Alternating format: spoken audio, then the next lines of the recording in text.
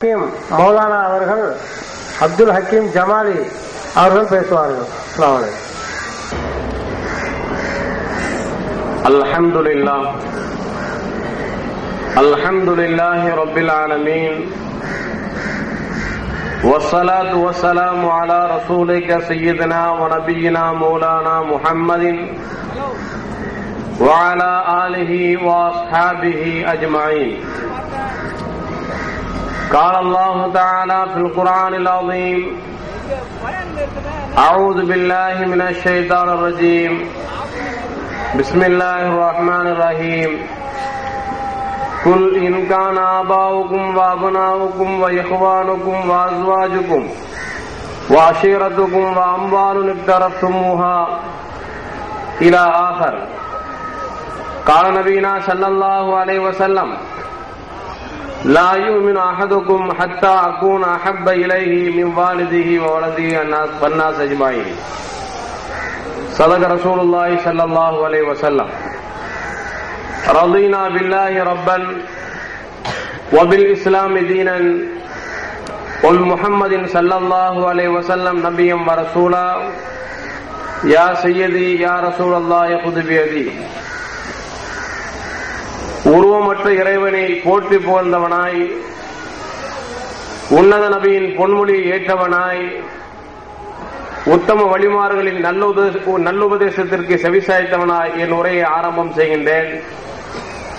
எல்லாமல் அல்லாஹு ஜல்ல ஜலாலுஹு நாம் எதை சொல்கிறோமோ கேட்கிறோமோ அதன்படி அமல் செய்யக்கூடிய தௌஃபீக்கினை எனக்கும் உங்களுக்கும் அல்லாஹ் வழங்கியருள்வானாக.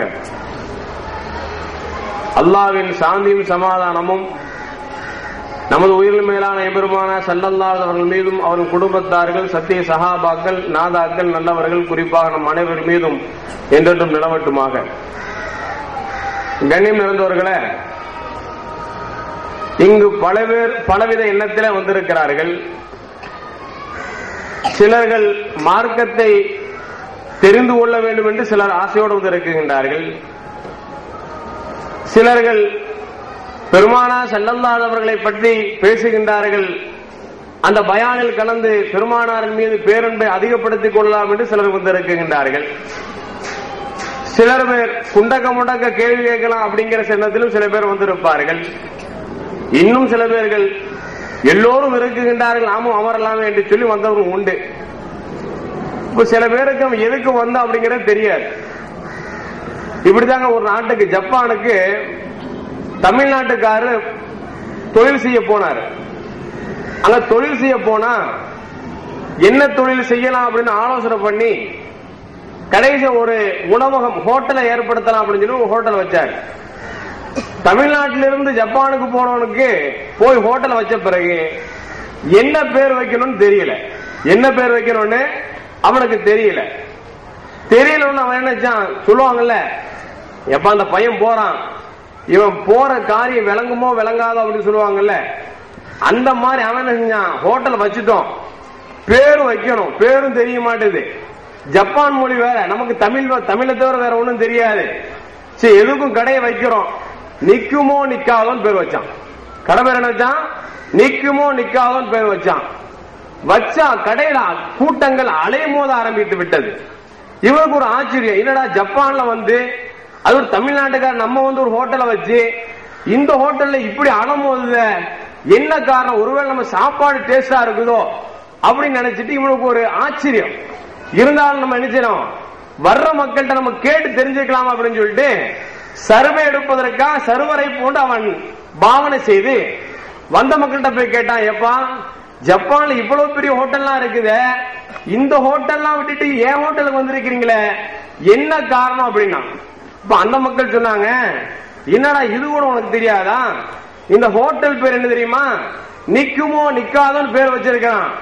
இந்த நிக்குமோ நிக்காதோங்கிற பேரு இந்த நாட்டை 50 வருடத்திற்கு முன்னால் ஆண்ட அரசனுடைய பெயர்.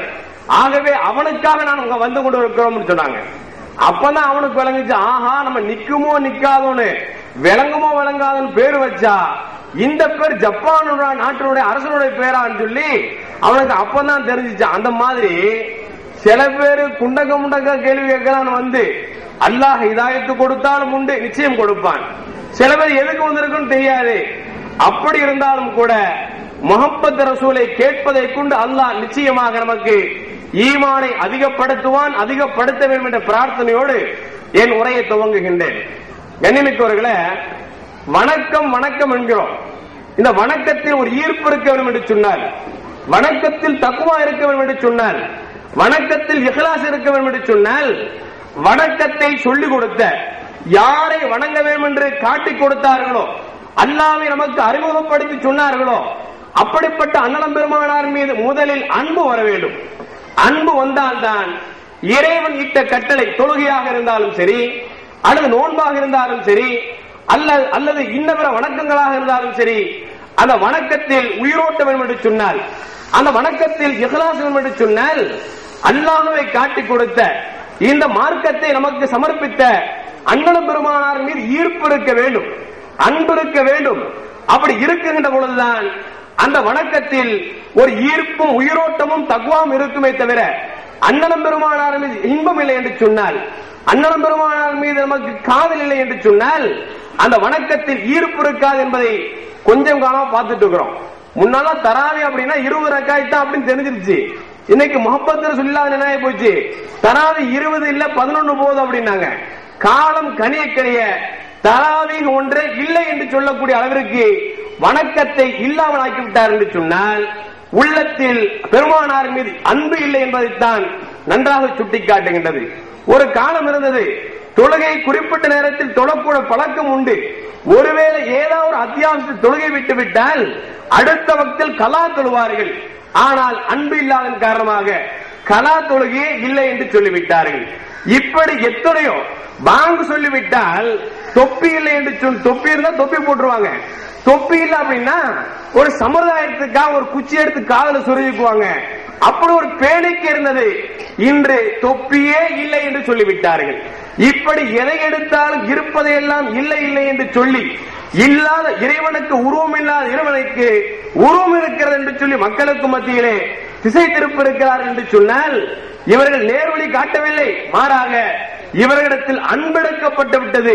அண்ணலம் பெருமானார் எப்போது அன்பெடுக்கப்பட்டு விட்டதோ, அண்ணலம் பெருமானார் இறைவன் ஒருவன் என்ற ஏகத்துவ கொள்கையை சொல்லிக் கொடுத்தார்களே, அந்த ஏகத்துவ கொள்கையை இவர்கள் இடிப்பதற்கு தயாராகிவிட்டார்கள் என்பதை மட்டும் மறந்துவிடக் கூடாது. கண்ணியமிக்கவர்களே, அன்பு என்று ஒன்று இருந்தால்தான் அதில் ஈர்ப்பு இருக்கும். அந்த அன்பு இருந்தால்தான் எதற்கும் தன்னை உருக்குவதற்கு, தன்னை தியாகம் செய்வதற்கு நாம் அர்ப்பணிப்போம் என்பதில் எந்த மாற்று கருத்தும் அல்ல. கண்ணியமிக்கவர்களே, முல்லா லைலா மஜ்னூன் என்று கேள்விப்பட்டிருப்பீர்கள். லைலா என்று சொன்னால் இருட்டு, இருட்டு நிறத்தில் இருக்கக்கூடிய அந்த கருநிற பெண்ணை ஒருவன் காதலித்து காதலித்து அவன் மஜ்னூன் என்ற பெயரை, அவன் பைத்தியக்காரன் என்ற பெயரை வாங்கிவிட்டான். அவனை, அந்த லைலா என்ற பெண்ணை பல பேரும் பல கட்டத்தில் அவளை காதல் செய்தார்கள், அன்பு கொண்டார்கள். அந்த நேரத்தில் லைலா நினைத்து பார்க்கின்றார், இவர்கள் எல்லாம் என்னை பின்னால் சுற்றி சுற்றி வருகின்றார்கள், இவர்கள் கொண்ட காதல் உண்மையா என்பதை டெஸ்ட் பண்ணுவதற்காக, சோதனை செய்வதற்காக அவள் ஒரு வித்தியாசமான ஒரு செய்தியை சொன்னாள். அவள் சொன்னால், என்னை யார் நேசிக்கின்றீர்களோ அவர்கள், நான் ஒரு செய்தியை சொல்கிறேன், அதற்கு தயாரானால் நான் அவர்கள் நானும் விரும்புகிறேன் என்று சொல்லி ஒரு பகிரங்க உத்தரவை கொடுத்தார். அப்படி உத்தரவு என்ன கொடுத்தார் என்று சொன்னால், யாரெல்லாம் என்னை காதலிக்கிறீர்களோ வாருங்கள் என்று சொல்லி அவள் ஒரு தட்டிலே கத்தியையும் தட்டையும் வைத்து கொடுத்து சொன்னால், என்னை நேசிப்பது உண்மையாக இருந்தால் உங்கள் தொடையை அறுத்து இதை வைத்து அனுப்புங்கள், நான் உங்களை நேசிக்கிறேன் என்று சொன்ன பொழுது எல்லோரும் பார்த்தார்கள், இந்த இருட்டு பெண்ணுக்கு, கருநிறமுடையவளுக்கு தன் உடலை அறுத்து கொடுப்பதா, சீச்சி வேண்டாம் என்று ஒதுங்கிவிட்டார்கள். ஆனால் மஜ்னூன் மட்டும் தன் காலை அறுத்து கொடுப்பதற்கு முன் வந்தான் என்று சொன்னால், ஒருவரை நேசித்து விட்டால் உடம்பல்ல உயிரையும் கொடுக்கின்றார் என்பதை இன்று சமுதாயத்தில் பார்த்துக் கொண்டிருக்கிறோம். மாற்று மத பெண்ணை நம்முடைய ஆண்மகன் காதலிக்கிறான், தகப்பன் வேணாம் என்று சொன்னால் 2 பேர் சேர்ந்து தற்கொலை செய்வதற்கு கூட இன்று முன்வந்து விட்டார்கள் என்று சொன்னால், சாதாரண ஒரு பெண்மணிக்கு தன்னுடைய அன்பை வெளிப்படுத்துவதற்காக தன்னை மாய்த்துக் கொள்கிறான் என்று சொன்னால், அண்ணலம் பெருமானாரின் மீது அன்பு கொண்டால் சஹாபாக்கள் தன் குடும்பம் அல்ல, தன் சொத்தல்ல, தன் உடல் அல்ல, தன் உயிரே கொடுப்பதற்கு வந்திருக்கிறார் என்பதை சரித்திர சான்றிதழ் நமக்கு பொன்மொழியிலே நமக்கு எடுத்து காட்டுகின்றது. கண்ணியமிக்கவர்களே, நபிகள் நாயகம் ஸல்லல்லாஹு அலைஹி வஸல்லம் சௌபான் ரலியல்லாஹு தஆலா வருகிறார்கள். வந்தால் சௌபான் ரலியல்லாஹு தஆலா முகங்கள் எல்லாம் ஏதோ ஒன்றை பறிகொடுத்ததை போன்று முகம் வாடியவர்களாக இருக்கின்றார்கள்.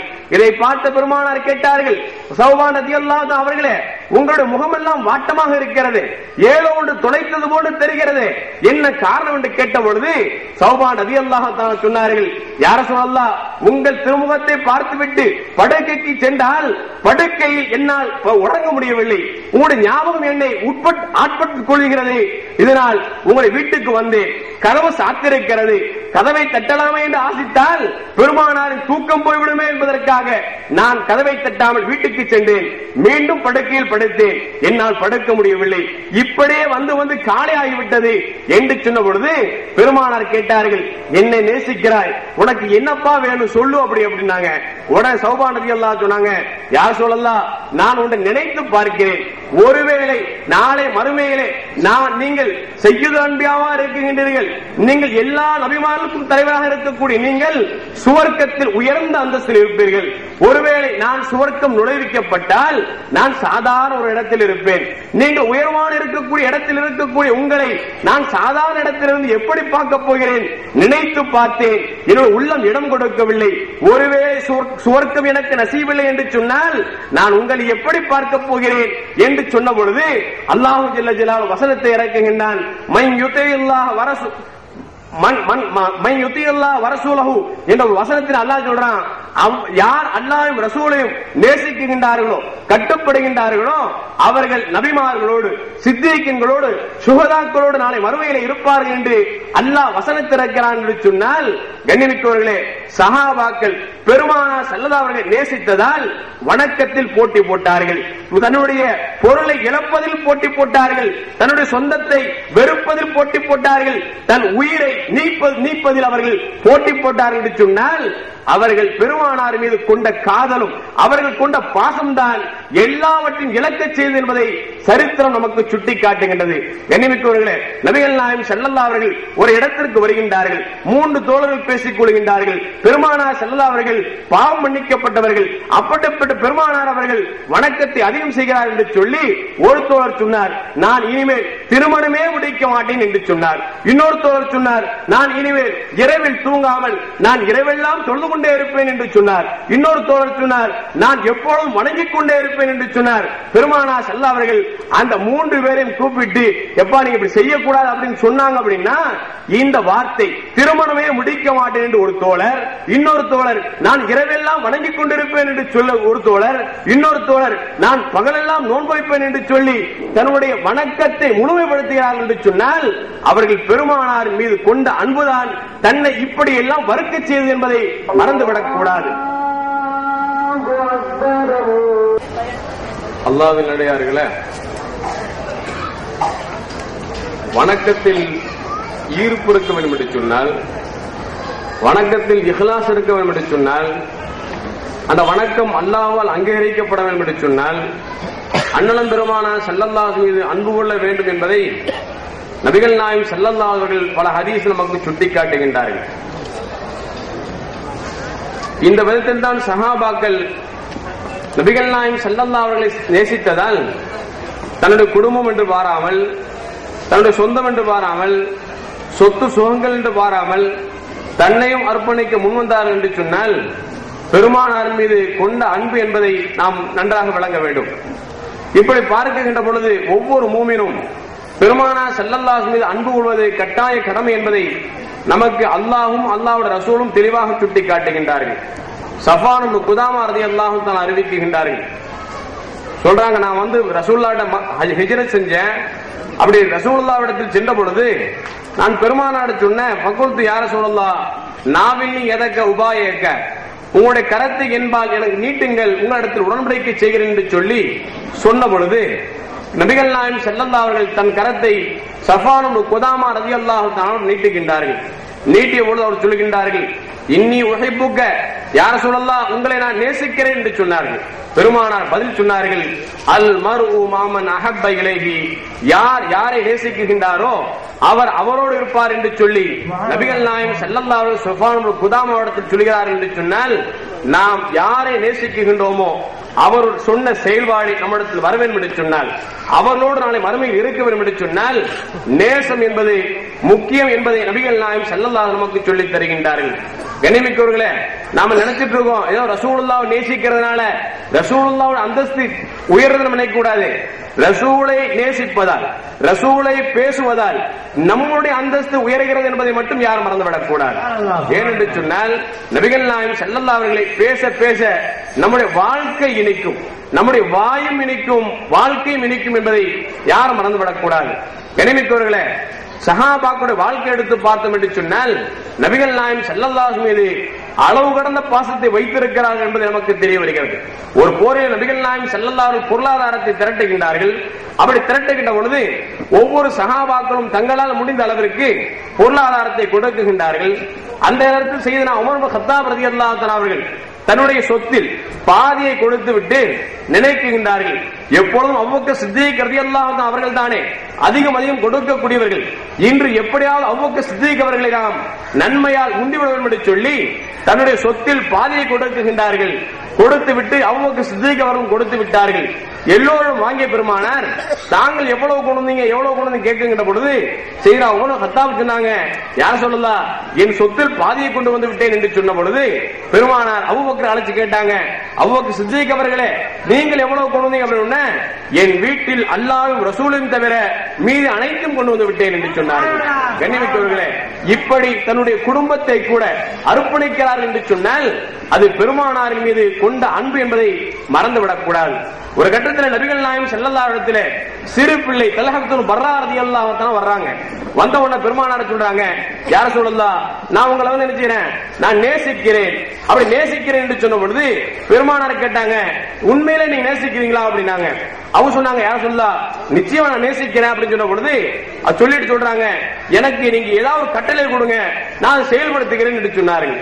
பெருமானார் பார்த்தாங்க, என்னடா சின்ன பிள்ளை, ஏதாவது சொல்லுங்க, நான் செய்யறேன்னு முன் வந்து இருக்கிறார, நம்ம ஏதாவது சொல்லலாம் அப்படின்னு சொல்லிட்டு பெருமானார் யாராலும் ஜீரணித்துக் கொள்ள முடியாத ஒரு செய்தியை சொல்கின்றார்கள். செய்தியை சொல்லி சோதித்து பார்க்கின்றார்கள். சொன்னாங்க, தல்ஹா இப்னு பர்ரா உன் தந்தையை வெட்டி விட்டு வா என்று சொன்னார்கள். தன்னுடைய தந்தை என்று பார்க்கவில்லை, பெருமானாரின் வாயில் உத்தரவு வந்து விட்டது என்று கேட்டவுடனே பெருமானாரை விட்டு தன் தகப்பனை கொள்வதற்காக செல்கின்றார்கள். பெருமானார் சென்ற குழந்தையை கூப்பிட்டு சொன்னாங்க, தம்பி இங்க வாங்க அப்படின்னு சொல்லிட்டு சொன்னாங்க, நான் சொந்தத்தை வெட்டுவதற்கோ உறவை முறிப்பதற்கோ நான் அனுப்பப்படவில்லை, நான் உங்களை சோதித்து பார்த்தேன் என்று சொல்லிவிட்டு பெருமானார் ஸல்லல்லாஹு அலைஹி வஸல்லம் தல்ஹா இப்னு பர்ரா ரலியல்லாஹு தஆலா அவர்களை அனுப்பிவிட்டார்கள். கண்ணியமிக்கவர்களே, காலம் கடக்குகின்றது. தல்ஹா இப்னு பர்ரா ரலியல்லாஹு தஆலா அவர்களுக்கு ஒரு கட்டத்திலே உடல்நலம் குன்றி போய்விட்டது. உடல்நலம் சரியில்லாத பொழுது நபிகள் நாயகம் ஸல்லல்லாஹு அலைஹி செய்தி வருது, தல்ஹா இப்னு பர்ரா அவர்கள் உடல் நலத்தால் குன்றி போய்விட்டார்கள் என்ற செய்தி வந்தவுடன் தன்னை நேசித்த அந்த தல்ஹா இப்னு பர்ரா அவர்களை பார்க்க வேண்டும் என்ற ஆசையோடு நபிகள் நாயகம் ஸல்லல்லாஹு அவர்கள் தல்ஹா இப்னு பர்ரா ரலியல்லாஹு தஆலா வீட்டுக்கு வருகின்றார்கள். வந்து பார்த்தால் தல்ஹா இப்னு பர்ரா ரலியல்லாஹு தஆலா படுக்கை அதுவே கடைசி படுக்கையா இருக்கும் என்பதை தெரிந்து கொண்ட பெருமானார் வெளியே வருகின்றார்கள். வெளியே வந்தால் படை சூழ தோழர்கள் எல்லாம் சூழ்ந்து கொண்டிருக்கின்றார்கள். சூழ்ந்து கொண்ட தோழர்கள் எடுத்து சொன்னார்கள், தல்ஹா இப்னு பர்ரா அவர்கள் இன்று இரவு வஃபாத்தாகி விடுவார்கள், இன்று இரவு இறைவனை சேர்ந்து விடுவார்கள். அப்படி அவர்கள் இறைவனை சேர்ந்து விட்டால், வஃபாத்தாகிவிட்டால் அவருடைய மரண செய்தியை எனக்குத்தான் நீங்கள் சொல்லி அனுப்ப வேண்டும். நான் வந்து என் கரத்தால் குளிப்பாட்டி என் கரத்தால் கபடிட்டு நான் தொழுக வைத்து அடக்க வேண்டும் என்று சொல்லி வெளியே சூழ்ந்திருந்த சஹாபாக்களிடத்திலே ஆசையை தெரிவித்து விட்டு கண்மணி நாயகம் ஸல்லல்லாஹு அலைஹி அவர்கள் தன் இல்லம் சென்று விட்டார்கள். நேரம் நெருங்குகிறது. தல்ஹா இப்னு பர்ரா அவர்கள் கடைசி நேரம், இன்னும் சற்று நேரத்தில் வஃபாத் ஆகிவிடுவோம் என்று தெரிந்த தல்ஹா இப்னு பர்ரா அவர்கள் வெளியே இருக்கக்கூடிய தோழர்கள் அழைக்கின்றார்கள். என் அருமை தோழர்களே, உள்ளே வாருங்கள் என்று சொல்லி அழைப்பு கொடுத்து தல்ஹா இப்னு பர்ரா அவர்கள் சொல்கின்றார்கள், என் அருமை தோழர்களே, இன்னும் சற்று நேரத்தில் என் உயிர் இந்த உலகத்தை விட்டு பிரிந்துவிடும். நான் வஃபாத் ஆகிவிட்டால் என் மரண செய்தியை பெருமானாருக்கு சொல்லி அனுப்ப வேண்டாம் என்று சொல்கின்றார்கள். பெருமானார் சொல்கின்றார்கள், முதல் மரண செய்தி எனக்கு வர வேண்டும் சொல்கின்றார்கள். என் கரத்தால் குளிப்பாட்டி என் கரத்தால் கப்பனிட்டு நான் தொழுக வைத்து அடக்க வேண்டும் என்று சொன்ன பெருமானார் இவருடைய ஆசை என்னவென்று சொன்னால், நான் இன்னும் சற்று நேரத்தில் வஃபாத்தாகிவிடுவேன், வஃபாத்தாகிவிட்டால் பெருமானாருக்கு சொல்ல வேண்டாம் என்று சொல்கின்றார்கள். கடைசி மரண சாசனம் இப்படி சொல்லிவிட்டார் என்று சொல்லி அவர் வஃபாத்தான பிறகு பெருமானாருக்கு செய்தி சொல்லாமல் அடக்கப்படுகிறது. அடக்கப்பட்டால் காலையில் பெருமானார் கேட்கிறாங்க, தல்ஹா பர்ரா எப்படி இருக்குகின்றார், செய்தி என்ன ஆகிவிட்டது, மரண செய்தி வரவில்லை, நல்லாக இருக்கிறாரா என்ற செய்தி வரவில்லை, என்ன ஆகிவிட்டது என்று தோழரிடத்தில் கேட்ட பொழுது தோழர்கள் சொன்னார்கள், யார் சொல்லலாம், கடைசி நேரத்திலே இன்னும் சற்று நேரத்தில் உயிர் போகக்கூடிய நேரத்தில் எங்களை அழைத்து சொன்னார், என் மரண செய்தியை பெருமானாருக்கு சொல்ல வேண்டாம் என்று சொன்னார். சொல்லிவிட்டு சொன்னார், என்ன சொன்னார் தெரியுமா, என் மரண செய்தியை கேட்டால் பெருமானார் இரவோடு இரவாக புறப்பட்டு வருவார்கள். அப்படி புறப்பட்டு வருகின்ற பொழுது யூதர்களால் எதிரிகளால் தாக்கப்பட்டு விடுவார்கள் என்று எனக்காக பெருமானார் காயப்படக்கூடாது. வருகின்ற நேரத்திலே கரடுமுரடான பாதையில் அவருடைய கால்களில் கல் மூள் தைப்பதை கூட விரும்பவில்லை.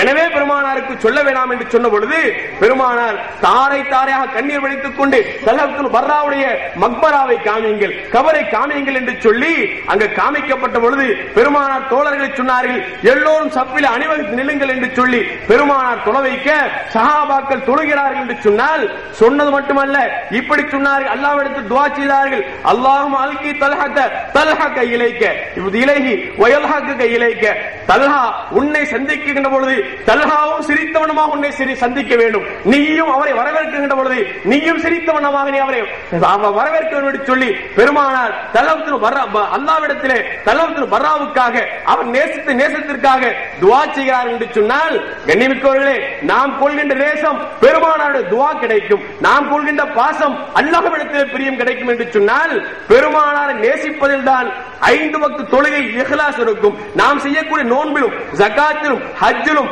கணவன் மனைவியோடு சேர்ந்து வாழ்வதும் பிள்ளையை பராமரிப்பதும் கூட அதில் இஹ்லாஸ் இருக்க வேண்டும் என்று சொன்னால், இறைவனுக்கு மட்டுமே என்ற வாழ்க்கை வர வேண்டும் என்று சொன்னால் பெருமானாரின் மீது அன்பு இருக்க வேண்டும் என்பதை நமக்கு சஹாபாக்களுடைய வாழ்க்கை அழகாக சுட்டிக்காட்டுகின்றது. கண்ணியமிக்கவர்கள், அதைத்தான் ஒருவன் சொல்லுவான், அன்பு என்பது இருக்கின்றது தானாக வர வேண்டும், அதை யாரும் நுழைக்க முடியாது. அல்லாஹ் யாருக்கு பெருமானார் மீது நேசத்தை கொடுக்குகின்றானோ அவர்களுக்கு மட்டும்தான் வருமே தவிர, நான் பெருமானாரை நேசிக்கிறேன் என்று சொல்லி நாம் நினைத்துக் கொண்டிருந்தோம் என்று சொன்னால் அது நம்மால தேட வராதுங்க. அல்லாஹ் கிஃப்ட் பண்ணணும், அது நேரத்தில் நாம் முயற்சிக்க வேண்டும். பெருமானாரை நேசிப்பதற்கு அவருடைய வாழ்க்கையை செயல்படுத்துவதற்கு நாம் உந்தித்தோம் என்று சொன்னால் நம்முடைய வாழ்க்கை நிச்சயம் ஜெயமரும் என்பதை மறந்துவிடக் கூடாது. எனிமிக்கவர்களே, இப்படி பார்க்கின்ற பொழுது பல கட்டத்திலே பெருமானார் ஸல்லல்லாஹு அலைஹி வஸல்லம் அவர்களுக்கு சஹாபாக்கள் நேசத்தின் காரணமாக குடும்பத்தை இழந்தார்கள், பணத்தை இழந்தார்கள், தன் சொத்து சுகத்தை இழந்தார்கள், தன்னையும் இழந்தார்கள் என்பதை நமக்கு சுட்டி காட்டுகின்றது. ஒரு கட்டத்தில் நபிகள் நாயகம் ஸல்லல்லாஹு அலைஹி வஸல்லம் போருக்காக தயார் செய்கின்றார்கள்.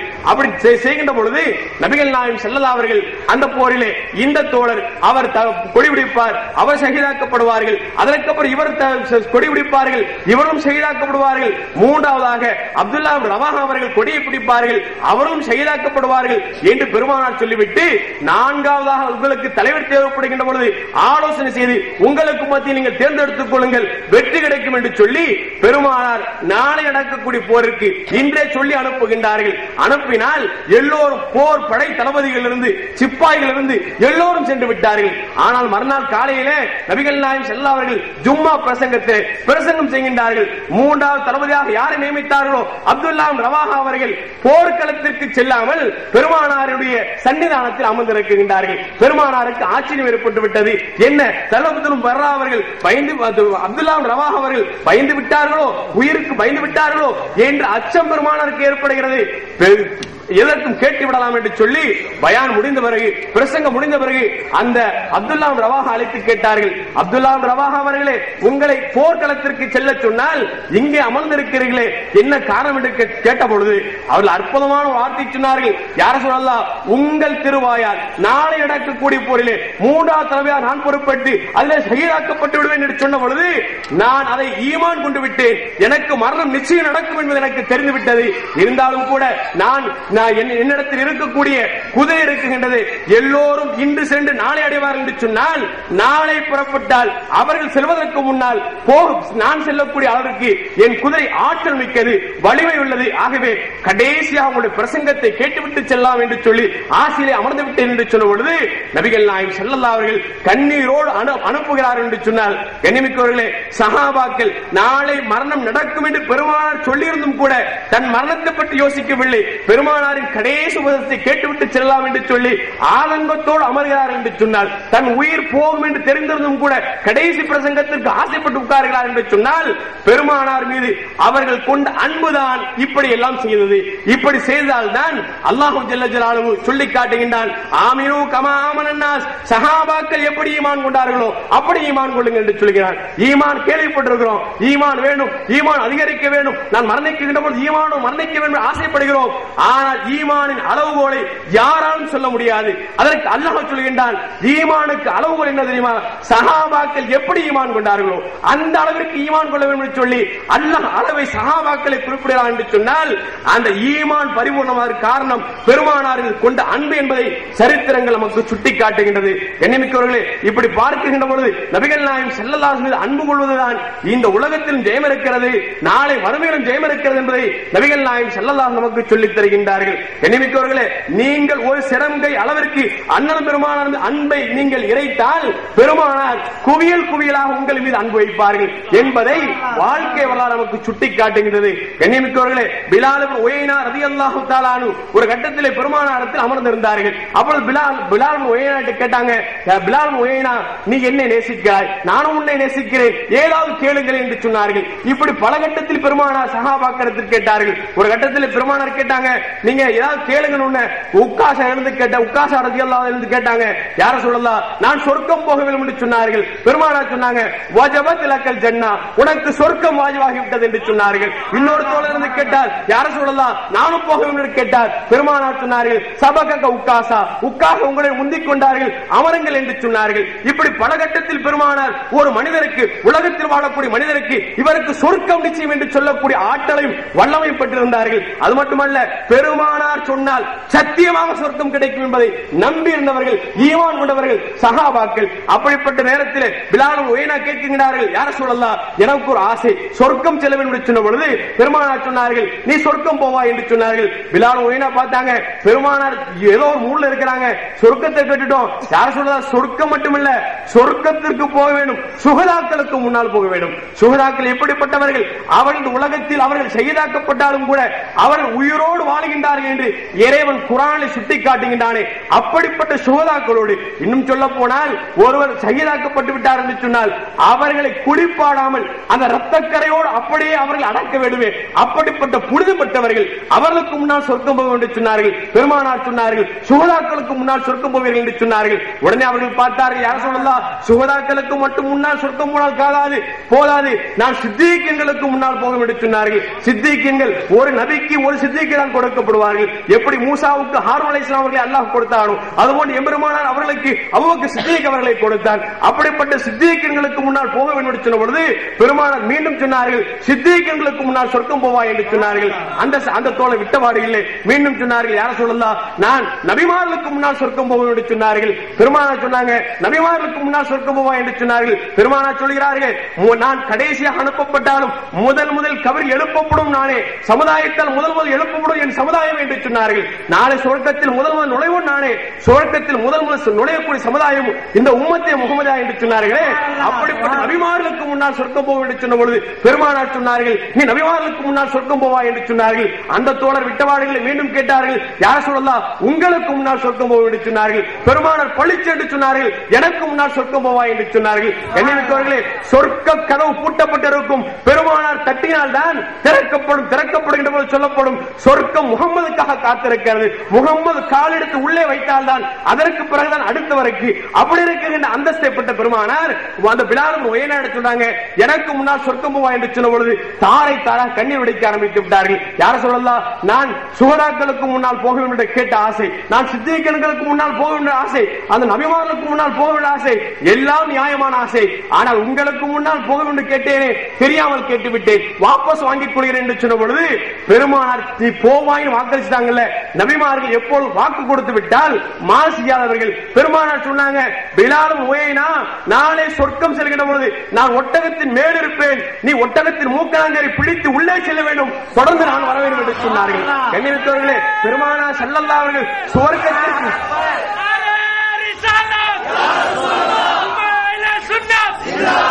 பெருமானார் ஸல்லல்லாஹு அலைஹி வஸல்லம் சொர்க்கத்திற்கு முதல் போவதாக இருந்தாலும் அவர் ராஜ மரியாதையோடு அந்த ஒட்டகத்தை உள்ளே செல்கின்ற பொழுது பணியாளராக மூக்கணாங்கரை பிடித்து பிலாலும் ஓயாவுக்கு கொடுக்கிறார் என்று சொன்னால், கண்ணியமிக்கவர்களே, ஒரு சிரம் கை அளவிற்கு நீங்கள் பெருமானார் அன்பு கொண்டால் பெருமானார் குவியல் குவியலாக நம்மின் மீது அன்பு கொண்டிருக்கின்றார்கள். அதை இன்னும் சொல்ல போனா, நீ அன்பு கொண்டாலும் கொள்ளாவிட்டாலும் உன் மீது பெருமானார் பாசம் வைத்திருக்கிறார் என்பதை இந்த உலகத்தில் நிதர்சனமாக அமைத்திருக்கின்றார்கள். கண்ணியமிக்கவர்களே, தாயிப் நகரத்திலே அந்த மக்கள் அடித்து கல்லால் அடித்து ரத்தம் சொட்டிய பொழுது ஜிப்ரீல் அலைஹிஸ்ஸலாம் கேட்டார்கள், பெருமானார் அவர்களே, இவர் யார் அடித்தார் என்று சொல்லுங்கள், இந்த சமுதாயத்தை 2 மலைக்கு வைத்து நான் நசிக்க விடுகிறேன் என்று சொன்ன பொழுது பெருமானார் அப்பொழுதும் சொன்னார்கள், இவர்கள் ஈமான் பெறாவிட்டாலும் பரவாயில்லை, பின்னால் வரக்கூடிய சமுதாயம் திருந்தி வாழ்வார்கள் என்று சொல்லி அன்று விட்டுக் கொடுத்தார் என்று சொன்னால், அடிபட்ட பொழுதும் இந்த சமுதாயத்தை நினைத்தார்கள். அது மட்டுமல்ல, ஒரு மூமின் ஒரு மனிதன் 2 நேரத்தில் யாரை பற்றி சிந்திக்க மாட்டான். ஒன்று உச்சகட்டமான பேருமத்தில் இருக்கின்ற பொழுது, இன்னொன்று கடுமையான துக்கத்தில் இருக்கின்ற பொழுது யாரையும் சிந்தித்து பார்க்க மாட்டான். கண்ணியமிக்கவர்களே, ஒரு மூத்தா போவான், மூத்தா போன நேரத்தில் எங்க அப்பா எப்படி இருப்பாரு, எங்க உமா யாரும் யோசிக்க வரலைங்க. ஆனால் பெருமானார் அவர்கள் உச்சகட்டமான இன்பம் என்று சொன்னால் இந்த உலகத்தில் சொல்லுவாங்க, ஒரு கணவன் மனைவி குழுவது என்பது இந்த உலகத்தை பொறுத்தளவுக்கு பேரின்பம். ஆனால் ஆன்மீகத்தை பொறுத்தவரைக்கு சிற்றின்பம். அந்த சிற்றின்ப நேரத்தில் கூட தன் பெற்ற தாயை சிந்திக்கக்கூடிய சிந்தனை வரவில்லை, பெற்றெடுத்த தகப்பனை சிந்திக்கக்கூடிய சூழ்நிலை வரவில்லை. அப்படிப்பட்ட சிற்றின்பத்தில் கூட மனிதன் நினைக்க மாட்டேங்கின்றான். இறைவனை சந்திக்கிறது இன்பம் இருக்கிறது, பேரின்பம். அப்படி அல்லாஹ்வை சந்திக்கின்ற பொழுது நபிகள் நாயகம் ஸல்லல்லாஹு அலைஹி வஸல்லம் அஸ்ஸலாமு அலைக்க அய்யுஹன் நபி, உங்கள் மீது சாந்தியும் சமாதானம் உண்டாகட்டும் என்று சொன்ன பொழுது பெருமானார் கேட்டாங்க, அஸ்ஸலாமு அலைனா வஅலா இபாதில்லாஹி ஸாலிஹீன், எங்கள் மீதும் நல்லடியார்கள் மீதும் சலாம் உண்டாவதாக என்று பெருமானார் அங்கே உயர்ரகமான பேரின்பத்தில் இருக்கின்ற பொழுது இந்த சமுதாயத்தை நினைத்து கேட்கிறார்கள். அது மட்டுமல்ல, மரண படுக்கையில் இருக்கின்றார்கள். பெருமானார் ஸல்லல்லாஹு அலைஹி வஸல்லம் வேதனை எந்த அளவுக்கு என்று சொன்னால், அவருடைய அந்த சூட்டின் காரணமாக, காய்ச்சலின் காரணமாக ஆயிஷா சித்திகா ரலியல்லாஹு அன்ஹா அவர்கள் ஈர துணியை பிழிந்து பிழிந்து பெருமானாரின் உடம்பிலே ஒத்தம் கொடுத்து சூட்டை தணிக்கக்கூடிய நேரத்தில் அவர்கள் கேட்டார்கள், ஜிப்ரீலிடத்தில் கேட்டார்கள், ஜிப்ரீலே, எனக்கே இந்த வேதனை என்று சொன்னால் என் சமுதாயத்திற்கு எந்த வேதனை இருக்கும்? வேதனை குறைக்கப்பட்டால் உயிரை வாங்க என்று சொல்லி பெருமானார் மரண நேரத்தில் கூட சிந்தித்தார் என்று சொன்னால், நீ நேசித்தாலும் நேசிக்காவிட்டாலும் உன்னை பெருமானார் நேசம் வைக்கின்றார்கள், நீ பாசாங்க காமித்தாலும் உன்னை பெருமானார் பாசம் வைத்திருக்கிறார்கள் என்பதை வாழ்க்கை நமக்கு சுட்டி காட்டுகின்றது. கண்ணியமிக்கவர்களே, இப்படி பார்க்கின்ற பொழுது பெருமானார் ஸல்லல்லாஹு அலைஹி வஸல்லம் அன்புதான் இந்த உலகத்தில் நாம் செய்யக்கூடிய அமலுக்கு உறுதிமான தர வேண்டும் என்று சொன்னால், அமலில் ஈர்ப்பு இருக்க வேண்டும் என்று சொன்னால், அமலில் உயிரோட்டம் இருக்க வேண்டும் என்று சொன்னால், பெருமானார் மீது இன்பம் இருக்க வேண்டும், அன்பு இருக்க வேண்டும் என்பதை நமக்கு நபிகள் நாயகம் ஸல்லல்லாஹு அலைஹி வஸல்லம் நமக்கு சொல்லித் தருகின்றார்கள். இப்படி பார்க்கின்ற பொழுது எத்தனை எத்தனை எத்தனை நிகழ்ச்சிகள் சொல்லிக் கொள்ளலாம். சஹாபாக்கள் வாழ்க்கை எடுத்து பார்த்தோம் என்று சொன்னால், நாம் எடுக்கக்கூடிய அத்தனையும் சஹாபாக்கள் பெருமானார் நேசித்திருக்கிறார் என்பதை நமக்கு சுட்டி காட்டுகின்றது. அம்ர் இப்னு ஆஸ் ரலியல்லாஹு அன்ஹு அவர்கள் ஒரு நாட்டை ஆளுநராக இருந்தார்கள். அப்படி ஆண்டு கொண்டிருக்கின்ற பொழுது ஒரு பிரச்சனை வருகிறது. என்ன பிரச்சனை என்று சொன்னால், ஒரு கிறிஸ்து மதத்தினுடைய அவர்கள் யாரை தெய்வமாக கொண்டாடி கொண்டிருக்கின்றார்களோ அந்த கடவுளை சிலையாக வடித்து இடத்தில் வைத்திருந்தார்கள். அந்த சிலையை யாரோ ஒருவர் அவருடைய மூக்கை சேர்த்து விட்டார்கள். பிரச்சனை யாருடைய ஆட்சி? அம்ர் இப்னு ஆஸ் ரலியல்லாஹு அன்ஹு ஆட்சி ஆண்டு கொண்டிருக்கிறார்கள். பிரச்சனை வருகிறது. அம்ர் இப்னு ஆஸ் ரலியல்லாஹு அன்ஹு சொல்றாங்க, யாரோ உடைத்து விட்டார்கள், செய்து தவறுதான், அது கல்லாக இருந்தாலும் ஒரு மதத்தினுடைய மக்களுடைய மனசை புண்படுத்தி விட்டார்கள், கேட்கலாம், நியாயம் தருவேன், இன்ஷா அல்லாஹ் தீர்க்க விசாரித்து குற்றவாளி யாராக இருந்தாலும் அவர்களை கூண்டில் ஏற்றுவேன் என்று சொல்லி உறுதிமானம் கொடுக்கின்றார்கள். அவர்கள் சொல்லுகின்றார்கள், இல்லை இல்லை, எங்களுக்கு நீங்கள் உறுதிமானம் தருவதை விட எங்களுக்கு ஆறுதல் வேண்டும் என்று சொன்னால், எங்கள் சிலையை போன்று முகமது நபி சிலையை வடித்து அந்த சிலையினுடைய மூக்கை நாங்கள் உடைக்க வேண்டும், அப்பொழுது எங்களுடைய மனசுக்கு ஆறுதல் கிடைக்கும் என்று சொன்ன பொழுது அம்ர் இப்னு ஆஸ் அவர்கள் சொன்னார்கள், இதோ ஜனாதிபதியாக இருக்கக்கூடிய அம்ர் இப்னு ஆஸ் களத்தில் இறங்குகிறேன், முகமது ஸல்லல்லாஹு அலைஹி வஸல்லம் சிலையை வடித்து மூக்கை உடைத்தால் உங்களுக்கு ஆத்ம திருப்தி என்றால் அம்ர் இப்னு ஆஸ் நிற்கிறேன், உயிரோடு இருக்கிறேன், என் மூக்கை அறுத்துக் கொள்ளுங்கள் என்று சொல்லுகிறார் என்று சொன்னால், கண்ணியமிக்கவர்களே, பெருமானாரை சிலை அல்ல கற்பனையில் கூட அவர்கள் சீண்டுவதற்கு, பெருமானாரை கேவலப்படுத்துவதற்கு கொடுப்பதற்கு சஹாபாக்கள் எந்த போதிலும் அவர்கள் தயாராக இருந்ததில்லை என்பதை நமக்கு வாழ்க்கை வரலாறு நமக்கு சுட்டி காட்டுகின்றது. அதுபோன்று பெருமானார் ஸல்லல்லாஹு அலைஹி வஸல்லம் ஒரு 4 பேர் வர்றாங்க, 6 பேர் வர்றாங்க. வந்து சொன்னாங்க, யா ரசூலல்லாஹ், முனாஃபிகீன்கள் எங்கள் ஊர்ல இஸ்லாத்தை பற்றி சொல்ல வேண்டும், அனுப்புங்கள் என்று சொன்ன பொழுது பெருமானார் 6 தோழரை அனுப்புகின்றார்கள்.